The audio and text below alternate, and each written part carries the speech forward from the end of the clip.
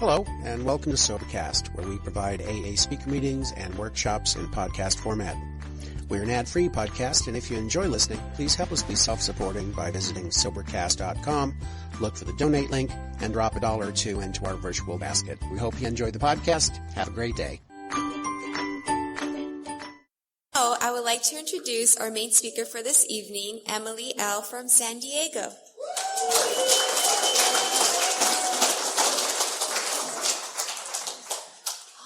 My name is Emily, and I'm an alcoholic. Hello, everyone. Thank you for being here. Really grateful that you're here, because otherwise there wouldn't be a meeting. So I would just be here by myself. And that's how I was. I was a lone wolf. I don't know if you can identify with that. My sobriety date is October 9th, 2010. I have a sponsor, and she's taken me through all 12 steps of Alcoholics Anonymous over there. And we've been through all 12 traditions of Alcoholics Anonymous. I used to walk into traditions meetings and be like, oh, boring. This is going to be so lame. And I really thought that, and because I thought the steps were the exciting part. And then I went to a meeting in Virginia. I was invited to stay with family out there. I was actually invited to stay there again. So that was really nice. And they're like, yeah, we'll get to a meeting. I was like, sweet, AA works everywhere. And it does. And I went to a meeting in Virginia. And it was a traditions meeting, and I walk in, and I'm like, oh, this is going to be great. And I hear this guy with this really thick accent. He goes, the 12 steps are so you don't commit suicide, and the 12 traditions are so you don't commit homicide. I was like, wow, that makes them way more exciting. Okay, I'm ready. And it's true. And there's actually two places here in these books. I have a tiny little big book of Alcoholics Anonymous. Got this in one of my trips to the psych ward. I actually was given to me. I ripped out the front page that said, like, property of Scripps Hospital. They were like, here, just take it. I was like, okay. And so I did. And I've had it ever since. One of my first Alcoholics Anonymous meetings was in 2008, but like I said, I have since 2010, sober. So I kept coming back. That's what I was told. I would come to these Alcoholics Anonymous meetings, and I would hear, keep coming back, keep works if you work it, easy does it, keep it simple, sweetie. I'm like, oh, this is great. Everyone sounds Southern now, sorry. Anyway, but I did get sober in San Diego. This is where I'm from, born and raised, and I was a very straight-edge, clean-living kid. I surfed, played soccer, and got good grades, and had a host of friends, and life started to happen on life's terms, but I just threw myself into those positive outlets. But it did reach a point where, I was less inclined to pick up these good tools, and instead, I started picking up a drink. And actually, my first drink was not my first drunk. It was a New Year's Eve party in high school, and my friends, it was like an after-school special, just like verbatim, just don't knock it till you try it. And I was like, yeah, well, I'm not sure this is for me. Okay, I'll try it. And so it was cranberry vodka, and I was like, well, you know what? The vodka just makes the cranberry juice taste bad. Like, I like sweet tip flavors, and thank you very much. I tried it, and I'm knocking it. And so I put it aside. Yeah, so I felt pretty good about myself. And months later, winter formal came around, and I was dressed in this beautiful gown, and I had longer hair then. That was done up, and having makeup done, and we were dancing the night away, having a great time. And we went to an after party, and they had Southern Comfort. And so that, with some Coca-Cola, that was very sweet. It went down very quickly, and I experienced that first drunk. I experienced the effects produced by alcohol, which I really liked. I was sitting at this kitchen table, I'll never forget. It was like if you've seen that movie Inception, where all of a sudden, like, the whole world's poof, like everything just kind of stops. And I'm like, wow, like, this is what they were saying. Like, this is what they meant. Don't knock it. I've tried it, and I like it. I was a big fan. And, the sun was coming up, everyone else was passed out, and I was absolutely thrilled. And I call up one of my friends on my Nokia cell phone, not sponsored, but anyway, so I call them up. They're not even around anymore. Snake, anyone? Okay. So I call up my friend, I leave her a voicemail, I'm like, Monica, okay, I got drunk for the first time. I totally get what you guys are talking about. But only special occasions, okay? Only special occasions. I love you. Bye. Like, already trying to control it. And, I'm like, special occasions. So Prom comes around, that's a special occasion. Homecoming the next year, special occasion. Prom again, winter formal. Graduating high school, special occasion. Celebrating everybody going off to college, special occasions. I go up to Santa Barbara, and every day is a special occasion up there. And so I'm going to school, and I'm functioning. I tell you what, I was functioning. I was still getting good grades. I was able to show up to class. I go up the second year, and I'm starting to black out. I'm not able to function. It was getting progressively worse. If you keep coming back to these rooms and to these meetings, you will hear that the disease of alcoholism is progressive. That is absolutely true, 100%. And I can testify, I can say from experience that the disease of alcoholism is progressive. But what I want to share in every single meeting, wherever I go, is that recovery is also progressive. And so what's pretty radical about this thing is that I have a disease of mind, body, and soul. The body, that once I put alcohol in my system, and I'm a real alcoholic, like that was my drug of choice. That was my number one. I tried other things. I was able to put them down, but alcohol, that was my first and last, and it was legal by the time I'm 21, 22, and I'm like, yes, and Jersey Shore came out. I'm like, oh, they make it look so fun, and I'm like, I can get paid for this, and like, I just was a legend in my own mind. And then 2007, Britney Spears and Lindsay Lohan and Paris Hilton are having their psychotic breaks, and I'm like, well, why don't I have mine? And so, they make that look glamorous too, so I can do that. And I did. And that's terrifying. My mother likes to remind me that insanity is not an event. It is a series of willful steps towards insanity. And then my mind reached that breaking point a number of times. And I reached a point where I was beyond human aid. I needed a divine intervention. I needed a power greater than me. I was at the mercy of a power greater than me for quite some time.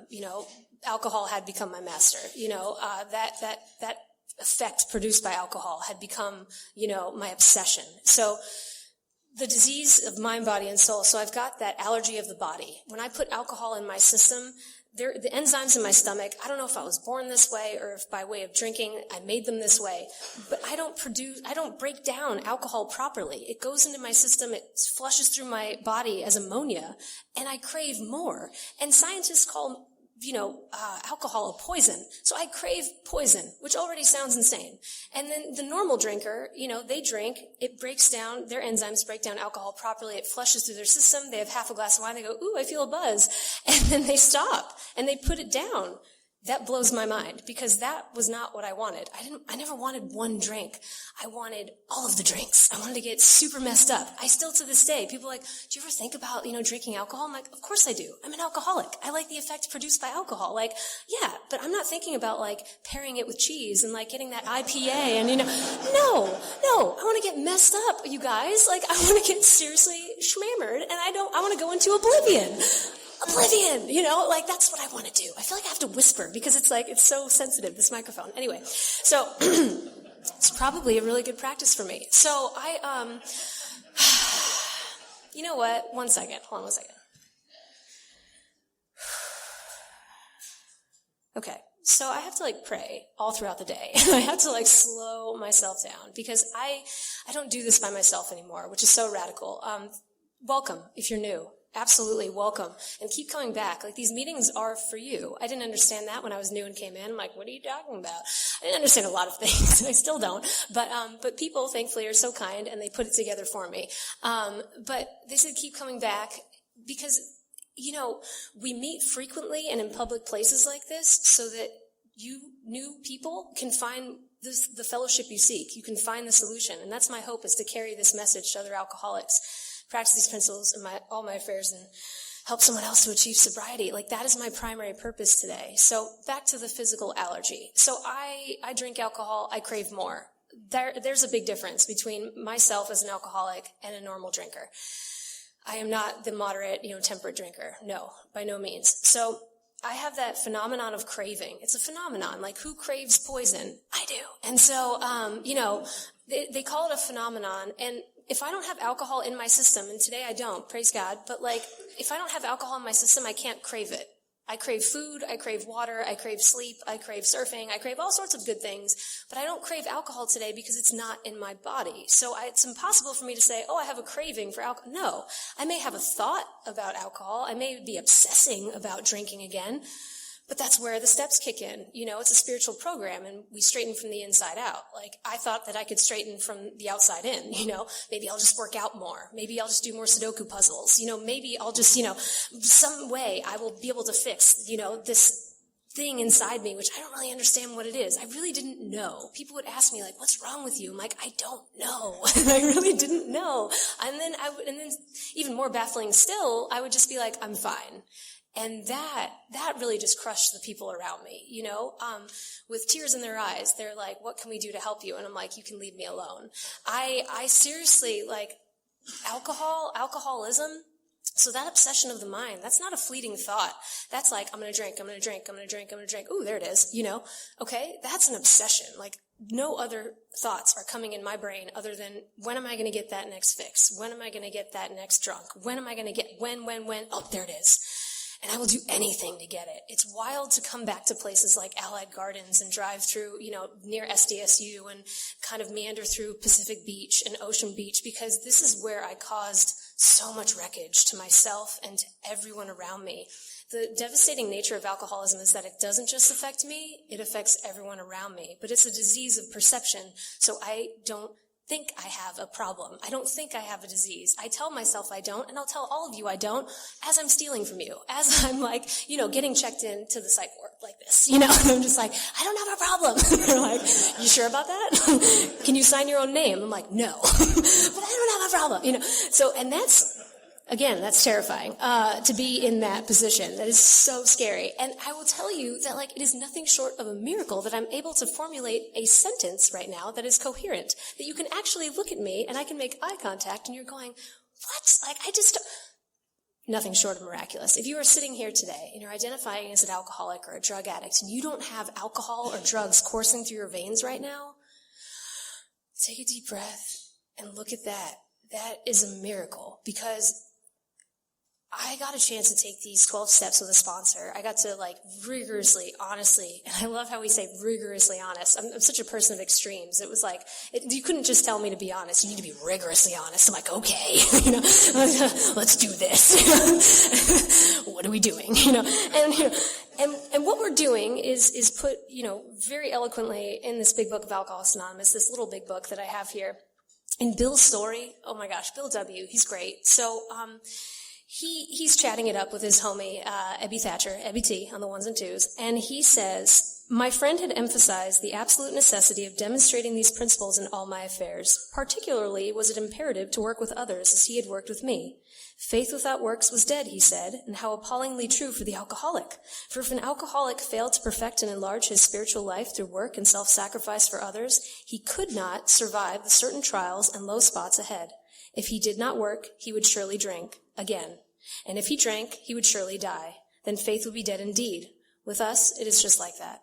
This is a practical program. This is a logical program. There are absolute statements all throughout this book.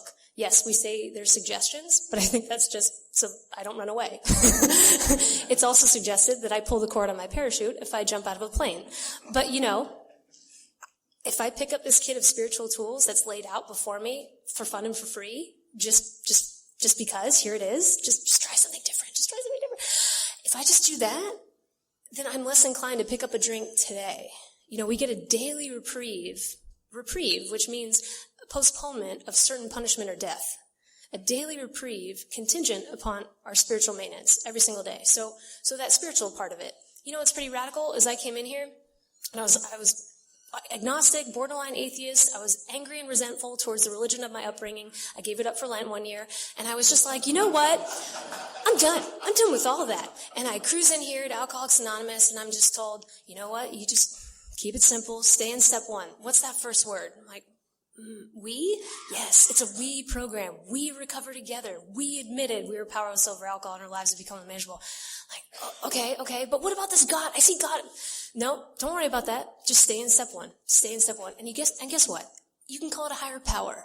And that G-O-D, that can stand for all sorts of things. In October 9th, 2010, I had the gift of desperation, G-O-D. Somebody put that together for me years later.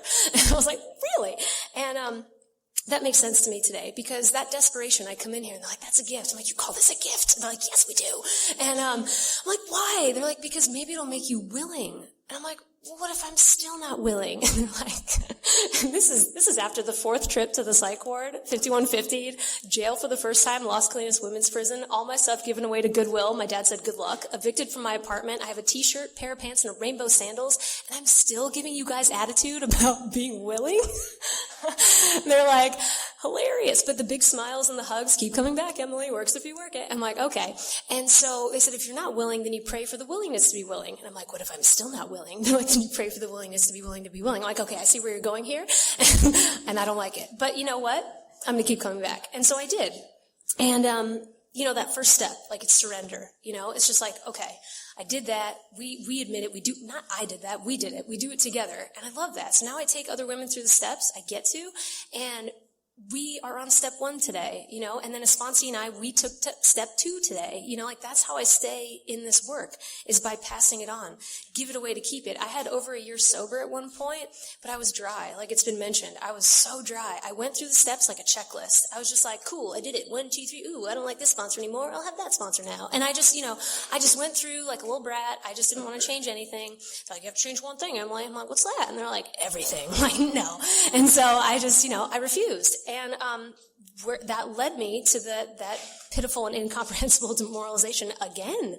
And people are looking at me like, kind of like angry at this point. And they're like, seriously, dude? Like, can you not get it? Like, one woman said to me, she said, Emily, I know you're not supposed to tell people, that they are alcoholics and diagnose them. You have to diagnose yourself. But you're a real alcoholic. Like, you cannot drink. Like, seriously, you put a little bit in your system and you're nuts. Like, you lose all sense of sanity. And so she said, if you get nothing out of this big book, absolutely nothing, highlight, commit to memory, put this in your heart and soul. And this was after having a year sober, but I was dry. I tried to kill myself that same summer. I tried to commit suicide, because like it's been said, it was like, if I don't have a program without alcohol, I'm an unlovely creature in my cups. Drinking. I'm an unlovely creature without a program. Like, it doesn't matter, with or without a drink, job or no job, wife or no wife, they say. Like, if I'm not working this program, if I don't live and breathe this thing, if I don't, what is this? Live spiritual life through work and self-sacrifice for others, I could not survive the certain trials and low spots ahead. That's just life. That's explaining life on life's terms.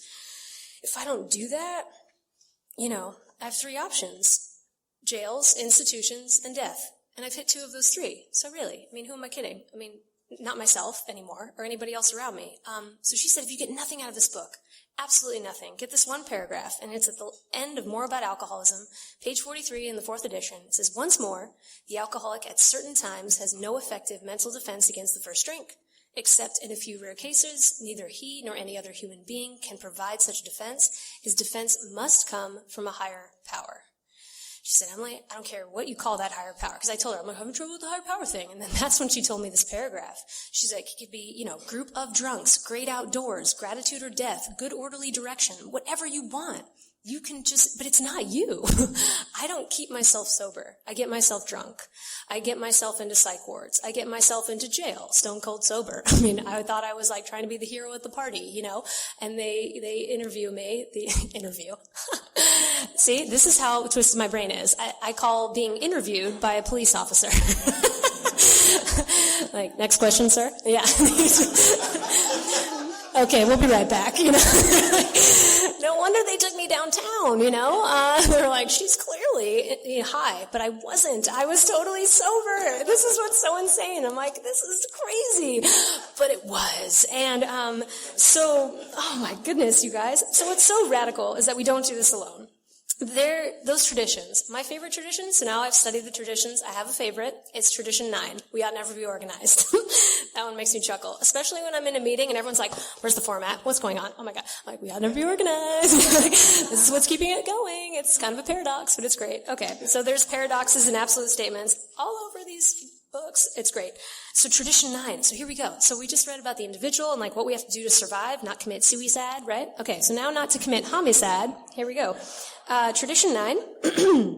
Unless there is approximate conformity to AA's 12 traditions, the group too can deteriorate and die.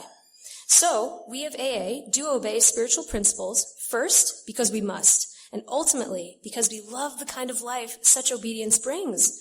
Great suffering and great love are AA's disciplinarians. We need no others. Wow, I had so many other disciplinarians before. Jailers, psychiatrists. But really, they were just trying to help, and they didn't know how. And like Dr. Silkworth is so rad. He talks about this, and he's like, we're at a loss here. Dr. Young, he's like, you're hopeless. Like, I really have nothing for you other than do this spiritual and altruistic movement called Alcoholics Anonymous. It seems to be working. Bill Wilson, he was cruising around, and he's like trying to get, guys sober, and he's out with Dr. Bob Smith, and they're like, let's do this. Let's get people sober. And then Bill comes home very, very upset, and he's just like, Lois, I think of, Family Guy, but I'm not going to do my Family Guy impressions. I won't do it. Okay, no, I won't do it. Okay, but Bill, he goes home to Lois, and he's just like, I don't understand. These guys aren't staying sober. I don't know what's going on. She goes, well, are you sober right now? He goes, of course I am. Of course I'm sober. Look at me. And she goes, well, then it's working. Keep doing it.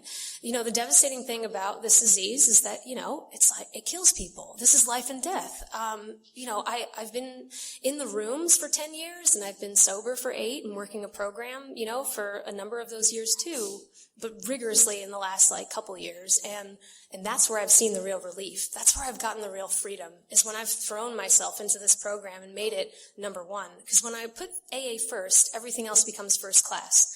Again, it's like a logical paradox. It's like surrender to win. Like, you hear all these things and you think that's nonsense. It sounds nonsense to an insane brain. It sounds like nonsense to an insane person. And it is. When you get in here, it's pretty radical. Great love and great suffering. Those are my disciplinarians today. And how I suffer, it doesn't have to be miserable. That's what's so awesome. It's like suffering is a part of this life, from headaches to heartaches. It's going to happen. If I'm going to drink over one thing, I'll drink over anything. And I know that. Let those records show that I will drink over anything. So really, what is it going to be for me? Am I going to choose, accepting spiritual help, or am I going to blot out my existence, just one drink at a time, slowly or quickly? I'm really grateful that I read that part in Alcoholics Anonymous where it talks about the female alcoholic, the woman alcoholic, how we hit our bottoms harder and faster. And that was cool to learn, because I'm thinking, coming in here at 21, I'm like, oh yeah, well, I'm just way too young. This isn't for me. I have so much life to live, and maybe I can handle it and manage it. I was in PB that was one of my very first Alcoholics Anonymous meetings, and they have a podium like this, and at the Alano Club, and I identify as a newcomer, and they're like, oh, would you like to share? And so I go up, I'm like, sure. And so I go up, and I'm like, wow, these are some really great stories, and, thanks so much, everybody. And I have a tall boy in my backpack, but I'm not going to drink it tonight. And they're like, oh, that's great. That's really great. That's awesome. That's really good. I was like, yeah, and I felt all pumped up, and took the bus, over to my next stop, which was a birthday dinner, because I still had friends then, and at that point I still had some friends, and I go to this birthday dinner, and they're like, wow, Emily, so what are you up to? Where were you at, before this? And I'm like, I was in an Alcoholics Anonymous meeting. They're like, really? Wow, that's amazing. Oh my gosh, incredible. How are you doing? I'm like, it was pretty cool. I mean, it was really inspiring. I mean, it was good stuff. And so we sit down to dinner, and just like in the book, it's like everyone's ordering their food and their drinks, and I proceed to order my drinks. I'm like, oh, I'll have a fat tire, please, and maybe I'll have a shot of tequila. And they're like, my friends, normal people, know more about Alcoholics Anonymous than I do. And they look at me and they go, where were you before this? And I was like, I was in an AA meeting. Yes, and I would blah, blah, blah. And they're like, Emily, do you know what that means? And I'm like, well, I don't know. It was my first meeting. It seemed like they were just learning how to function, how to be good drinkers or something. I'm really not sure. And they were like, okay, normal drinkers are like, that means you stop drinking. I'm like, what? That's crazy. Definitely not happening. And so I just keep going. And those people, sadly, I don't talk to any of them today. They don't talk to me, rather. I became a very unsafe person to be around. this is the devastating thing of this. It's transformative, alcoholism. It transformed me into something like, I'm reading Lord of the Rings right now, and, it's transformative that like Smeagol turns to Gollum. You know what I mean? Like Smeagol was like me, like a happy person just fishing and having a good time. And then the Precious cruises in, which for me is alcohol. And I'm just like, but I want it, and I become this, this Gollum, just disgusting version of myself. Like, you can tell there's a little bit of Emily in there, there's a little bit of Smeagol left, but it's very minimal. But there's so many good lines in there, and it's like, where there's breath, where there's life, there is hope. I heard that in a meeting the other day. I hear some really good stuff in Alcoholics Anonymous meetings. I'm so grateful to have a home group, to have a fellowship about me, to hear these things that I just throw $1 in a bucket, it's like, wow, this is incredible stuff. I used to wake up or come to and be like, I'm still here, and this day is going to be so long. I just want it to end. I want this all to end. And now I wake up and it's like, sometimes my brain is running, and it's running about some quality problems. It's running about some well, how am I going to, take care of this one business right now? And then how am I going to be able to help my mom with it? My brain is running now with these quality, good difficulties. It's not even problems. It's there is a solution to every single problem in this life. Suicide is a permanent solution to a temporary problem. And I saw that as an option. And that's not my life today. If I keep picking up these tools, if I keep saying yes, thank you so much, Brian, for asking me to come out here tonight. Because if I keep saying yes to opportunities to be of service like this, because this is a 12-step, showing up. You all showed up here, you're all working a 12-step. That's radical. We're all working a 1 in 12 right now, which is pretty amazing. And then all those steps in between. It's I get to do this. We get to do this together. We're not doing this alone. I've gotten to live so much life in the span of 8 years that it brings me to tears. It says we alcoholics are sensitive people or sensitive creatures, and wow, I'm so sensitive. I get more sensitive by the second, and to the point where my mom's like, you're crying again. I'm like, I know. It's just so beautiful. I seriously, and if I think about it, it's I was numbing out, I was checking out, there was no room for feeling. I couldn't feel for others, certainly not, full-blown narcissist, just full of myself, self will run riot, selfishness and self-centeredness, that we believe is the root of our troubles. And I'm like, no, it's the job, or lack thereof, it's you, it's that person. I'm pointing everywhere but myself. There was no sense of accountability. Faith has to be working in and through me 24/7. And it's a progressive thing, I didn't just get a relationship with God overnight. It wasn't okay, cool, I've got this thing. And when I thought I got this thing, that's when I relapsed. So it's okay, so how does this work? And my sponsor's favorite saying is 1 day at a time. It is truly 1 day at a time. It's 1 moment at a time. Congratulations to 90 days. Molly, that was so cool to see you take that time. And I got to talk with you on the break for a minute. We come in here and we think that's not enough time. That's not a lot. No, it is. That's miraculous. Some people can't pull together 90 seconds right now. And that was me. I was out there and I couldn't pull together 90 minutes. I couldn't fathom a life without alcohol. That had become my master. So what I'm so grateful for today is that, I have a way of living that really works. We have this program here and it truly works. When I start to get spun out about money, property, and prestige, romance and finance, those are the two things that seem to crop up, and I just get all spun out and worked on, I can obsess about those things. And then it's wait a second, okay, if I just get back to the solution, which is never changing, it's immutable truth. It's incredible that to know that everything around me, including myself, my haircuts, whatever it is, it changes all the time. Everything is changing constantly, except for the solution. The solution stays the same. And all the times that I come back, we read how it works. We read more about alcoholism. And I've been hearing that for years now. And on a subconscious level, it was getting cataloged somewhere. It was registering. And now today, it's some of those things that I was hearing back then are clicking. And actually, I'm getting to practice it and work this program in my life. To draw a sober breath. I had a friend who, she took someone through the 12 steps, and they get to the 12th step, and it says, having had a spiritual awakening as a result of these steps, we try to carry this message to alcoholics and practice these principles in all our affairs. And so her sponsee is just like, okay, so waiting on that spiritual experience, like the spiritual awakening, like when is it going to happen?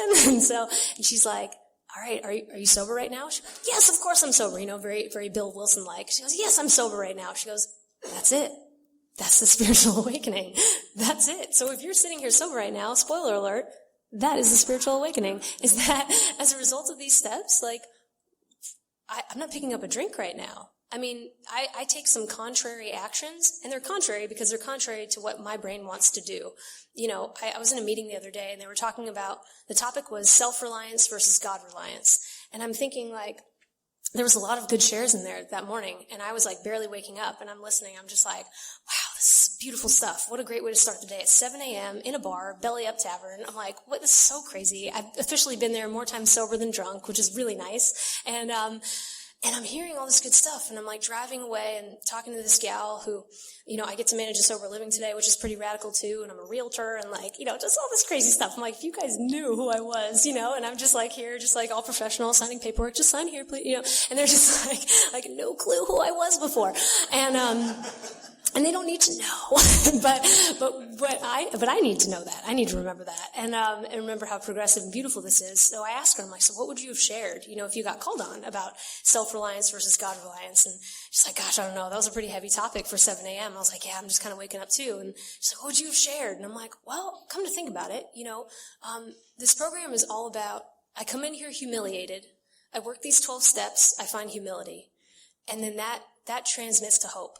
And then that's what I get to share with others. I come in here, humiliation. By working the 12 steps, I find humility, and that turns to hope. Sharing that with everyone, and that's how I give it away to keep it. That's another paradox, but I do. And so I'm like, okay, and humility, what's that? It's knowing the truth about myself. And the truth is that apart from God, I'm nothing and can do nothing. Apart from my higher power, I don't keep my own heart beating. I don't keep my lungs breathing. I don't allow my brain synapses to be firing. I could drop dead at any moment. And, that's, I'm not racing to the finish line today. That's nice. But, that's the definition of humility. And so the fruit of that is not being disturbed by praise or criticism because I know what I am. And so I'm thinking, okay, so if that's the definition of humility, and the converse of humility is pride, and that's ultimately what brings me back out is pride. Self-will run riot, because I think I got this. Pride is saying like, oh, no, there is no God, there is no higher power, there is no gratitude or death or good orderly direction. It's just about me, I. That's insanity. Connecting too many dots and selfish and self-centered to the core, cannot feel for anyone but myself. So then I come in here and I learn the definition of humility. I come humiliated, definition of humility, and I'm like, self-reliance, okay. So if apart from God I am nothing, can do nothing, then really self-reliance is a fantasy. It's what fuels this disease of perception. I have a disease of perception. My thinking is twisted. I have this peculiar mental twist, it says. And I wake up with that peculiar mental twist where a drink sounds like a good idea sometimes, or it's in my dreams, or I had a 12-step dream though, which was pretty awesome. I'm like at a bar and someone's drinking. I'm like, dude, and they were in the program and I'm like 12-stepping my friend in the dream. That's hilarious. So healing is possible on the subconscious level. It can happen. So that's nice too. But yeah, so self-reliance is truly a fantasy. And whether I believe, that I'm reliant upon God or not, that's up to me. But for every man, woman, and child, that's how we're here. And it says, deep within us, there's that fundamental, idea of God. The great reality lies within, and we find it nowhere else. Great love and great suffering, those are the only disciplinarians we need. If you're hearing the word God right now and you're just bristling with antagonism, I get it. I was there, absolutely, 110%. I use that word because you know what? That's who I identify with. That's my higher power today. That's who I'm talking to all day throughout the day. And when I wake up disturbed in the middle of the night, that's who I'm reaching out to. And I got in the practice of that by doing funny things like calling my sponsor every day. And I'm like, well, how is this going to help? Well, you're picking up the phone. You're not picking up a drink. You're becoming accountable to somebody else. You're reaching out to someone outside of yourself. And that kind of warmed me up to the idea of prayer. Then it's like, okay, so, because meditation, if I just meditate without prayer, that's the kind of scary place to be too, because, murder is premeditated. So I can meditate on all sorts of things, but it doesn't mean it's a good thing. So it's really important for me to bring God in. And so there's also this part in the book. They call it the acceptance prayer or paragraph, right? And I remember hearing that. His acceptance is the answer to all my problems today when I'm disturbed. I remember hearing this, and they say it every time after the belly up meeting, and I would just bristle with antagonism. I was just like, what is this? This is a radical form of acceptance. There's no way I could get to that point. This is insane. I'm like, how are they saying this and chanting this? I'm like, that's nuts. The way you get there is the Serenity prayer. Okay, God, grant me the serenity to accept the things I cannot change, the courage to change the things I can, and the wisdom to know the difference. And then you read that acceptance prayer and you're like, oh, okay, now that's really beautiful. That's really radical. And like, I share these things because, these truths, like I said, they're immutable, they're unchanging. Like, I could talk to you all until I'm blue in the face and try and convince you of just how beautiful and full this life is. But that may not be enough, and that's all right, because it wasn't enough for me for quite some time. And, my mother, God bless her, was looking at her child in her early 20s and thinking she was going to bury her kid. And I was racing to do that.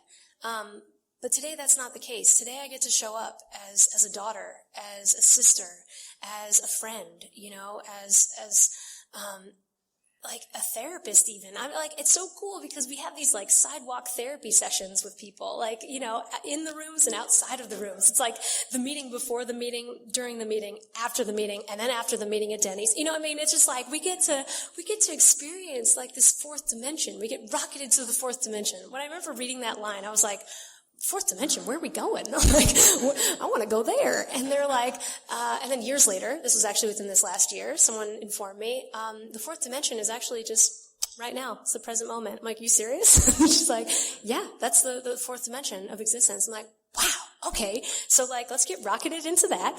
And what's pretty amazing is that, the future, it's impossible for me to exist in the future. I mean, I can try with all my might, but I'm here, It's impossible for me to go back into the past, I can try with all my, but I'm here. So there's really essentially three types of present that coexist within my soul. There's the present time of things past, and that is memory. The present time of things present, and that's direct experience. And then the present time of things future, and that's expectation. Within memory, direct experience, and expectation, in my own self-will, it's misery. In my memories, it's morbid reflection. It's shame. It's beating myself up to the point of just like, screw it. Pour me a drink. Resentment and self-pity go hand in hand. And when I was told that was huge because I'm like, oh God, because they say resentment is the number one offender. It takes us out more than anything to hold on to resentment. Bill Wilson says, if we don't forgive people, if we don't forgive others with everything we've got, then it is soul rotting for us. Soul rotting. And I've experienced that. And I can still experience that if I don't pick up these tools right away. If I get into action right away, get into that contrary action, right action into right thinking, not the other way around. So, but with God, with the help of a sponsor, that reflection on the past, yeah, it's hard. And going through and cleaning up the wreckage of my past, terrifying. But you know what? With the help of another, it can be done. And it can be a joyful experience all the way through, even in the midst of tears. And then you've got direct experience, present time of things present. And that can be a joyful experience if I'm actually present and making eye contact with you. If I'm actually sober and alert and aware. If I'm drinking right now, I'm not present. If I'm not working a program, I'm not present. I am absolutely checked out and numbed out in one way, shape, or form.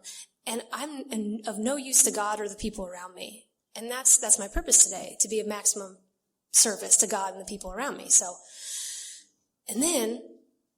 direct experience, if I'm working these steps, if I'm asking God for help, and God, how would you have me help this person, and listening and taking direction, that can be a joyful thing. And then there's the present time of things future, and that's expectation. If I am in self-will, it is worry, it's anxiety, it's servile fear, it's like, well, I'll be punished, But if I'm in God's will, It's joyful anticipation for the future. It's joyful anticipation for even the joyful reflection that I'm going to have on this present moment. And I'm going to look back and go, whoa, look at how that all worked out. Even when I got laid off from that job, I've been laid off in sobriety. I mean, I've been bullied out of my own place in sobriety. I've been like, wow, what is happening? Well, I don't understand, but God, you're freeing me up for something. And this suffering is going to help me to help more people. It's going to allow me to help more people in the midst of that suffering, and that's only possible by way of, like it's been said, trust God, clean house, help others. Pleasures of the body, happinesses of the mind, joys of the heart and soul. I was seeking out pleasure of the body over all things, and that's hedonism. It's terrible. It doesn't work for me. Happiness of the mind, it's fleeting as well. It's not something that can be, all the time, because that's just impossible. People tell me today, they're like, you're just so happy all the time. I'm like, no, I'm not. That's truly impossible to have happiness of the mind all the time, because what about sorrow? What about sadness? What about, all the other human emotions and the whole spectrum of being a human being, which I get to feel all of it today as a sober individual, and I'm so grateful. But then joys of the heart and soul. So how do I get joy? And it's like it's been said tonight, clean house, trust God, help others. That is the formula for joy. If you're ever wondering, you're like, but how can I be joyful in this suffering? How can I be joyful in this headache or in this heartache? Clean house, trust God, help others. When I throw myself into the solution, that joy comes. It's not something that I manufacture. It's of my heart and soul. I have a malady of the spirit, a soul sickness, and I believe every human being does. As alcoholics, it's just glaringly obvious. And it's like, oh my gosh, and praise God for that, because I've got a solution. We've got a solution, and I need a divine physician with holy sutures to sew up what I've got going on in here, what I was pulling apart, just ripping open and sometimes putting Band-Aids on it. And that just doesn't work for me. To drink is to die. And that's explained here, in Bill's story. Very logically, faith without works is dead, he said. And how appallingly true for the alcoholic. If I fail to perfect and enlarge my spiritual life through self-sacrifice and helping others, then when those certain low spots come up, it will happen, then I'll pick up a drink again. It says it right there. I'm going to pick up a drink. And if I pick up a drink, then I will die. And then faith would be dead indeed. So this day is a gift. Absolutely. This moment is a gift. This very breath is a gift. It is a blessing. It is not something that I picked up. None of this was my plan. I didn't plan any of this. I love hearing the gratitude in all of the beauty that happens in our lives, and how we still are kind of like, is this really going to happen? I don't think I'm worthy of that. It's like, oh, I don't know. And then other people are like, no, it's happening. And you're like, oh my gosh. And if you're giggling right now, yay. Maybe it's happened for you. And maybe if you're not, and you're, keep coming back. You know what I'm saying? Just keep coming back. I assure you, I heard that over and over again. I was met with the same lovey hugs and smiles, and I say it all the time. And I say, keep coming back, to everyone, old timers, newcomers, in-betweeners, whatever. Keep coming back, because we need to hear what the old timers have to say. We need to hear what the newcomers have to say. We need to hear what that kind of bizarre, year 8, 9, you're like, what the heck? We need to hear what you've got to say too. It's it is just awesome. At every stage, it gets more uncomfortable, it seems, but more joyful. It's ridiculous. I'm because misery is comfortable for me. Misery is very comfortable. Chaos is comfortable for me. Brooding is comfortable for me. But joy of the heart and soul, at first, that is very uncomfortable. It's terrifying even. But then it gets more beautiful and sweet as it goes on. Misery, it's sweet at first. It's that instant gratification, immediate I'm like, oh yeah, this is good. And then it gets bitter as it goes on. It's very clear. There's a infinite number of roads that we can take in this life. And now I have a chance with God and others to make decisions all day throughout the day. Am I going to choose the road of joy or the road of misery? The road of misery is my own self-will. That's self-reliance. It's a fallacy. It's false. It's a fantasy. It's a lot of F words. It's not real. And when I accept spiritual help on that road of joy, in God's will, in higher power's will, in ocean's will, in alcoholics, It's not me, you guys. I'm not that defense against that first drink. It's got to come from a higher power. And that joy is extravagant. It's beyond anything that I can comprehend. It's beyond my understanding. And I don't feel deserving of it most times. And I'm like, wow, this is just... And then I hear this small, quiet voice just say, just enjoy it. If I keep my soul right with God, I get to enjoy this life. I believe that God created us to enjoy this life. My self-will tells me that that's not true. My self-will, my disease of perception tells me a lot of lies and a lot of terrible things still to this day. And I have a place to go to tell on myself that I had those thoughts. I have a home group where I can tell these other women who are ailing from the same disease too and say, can you relate to this? And they go, yeah, I can. And here's how I walk through it. And you're going to get through it. I heard 3 things when I kept coming back, which was keep coming back, you're going to be okay, and expect a miracle. And I'm like, oh, okay, like, I'm going to keep coming back.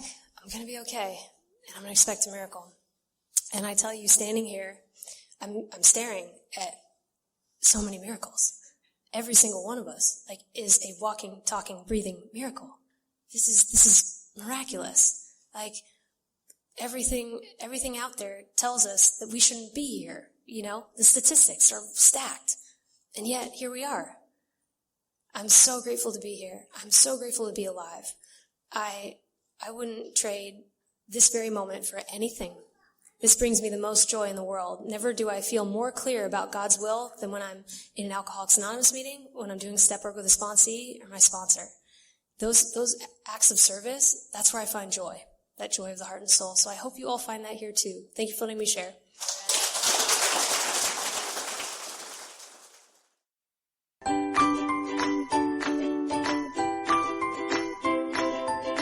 Thanks for listening. I hope you enjoyed the podcast. Sobercast is ad-free, and we'd like your help in order to keep it that way.